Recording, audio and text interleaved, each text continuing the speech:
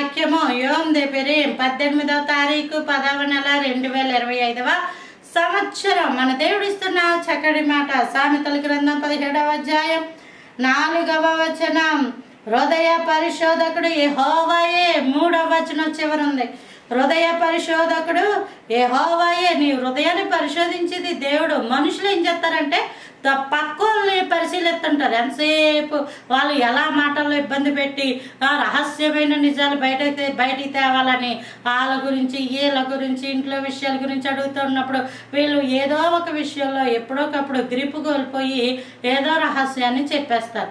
చెప్పేసినప్పుడు ఆ రహస్యం వాళ్ళకి బట్టబయలు అయిపోతుంది. దానివల్ల పెద్ద పెద్ద గొడవలు, అల్లరులు, ఇవన్నీ సమూహాలు ఇవన్నీ వచ్చేస్తాయి.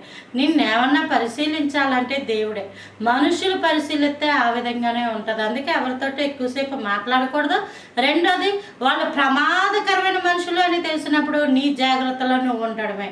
నీ నోటికి చిక్కము పెట్టుకుందని అనుకోవాలి. ఇంకొకటి, పలానా వాళ్ళు వచ్చి పరిశీలిస్తున్నాం అని ఏవో మాటలు మాట్లాడి నీవు చేయని పని లేకపోతే చేయకూడని పని నీ చేత చేయించడానికి ప్రయత్నిస్తూ ఉంటారు. దేవుడు ఎలా చెప్పాడు అలా చెప్పాడు ఏదో అని. కానీ హృదయ పరిశోధకుడు యెహోవాయే. నిన్ను పరిశీలించాలంటే దేవుడే. మనుషులు ఎవరు పరిశీలించడానికి? నువ్వు ఇది చేస్తేనే భక్తి పరురాలివి, అది చేస్తేనే భక్తి పరురాలివి, నువ్వు ఇది ఇస్తేనే భక్తి పరుడివి, ఇవ్వకపోతే భక్తి పరుడుగా అనేవో మనుషులు ఎన్నెన్నో చెప్తుంటారు. కానీ హృదయ పరిశోధకుడు యెహోవాయే. నిన్ను పరిశీలించాలంటే దేవుడే. కాబట్టి దేవుడు ఏం చెప్తున్నాడు? మనుషులు చెప్పి పక్కన పెట్టే. దేవుడు ఏం చెప్తున్నాడని దేవుడి దగ్గర కనిపెట్టు, ప్రార్థన చేసుకో, వాక్యం చదువు. దేవుడు నీతో మాట్లాడతాడు. నిన్ను పరిశీలించేది దేవుడే.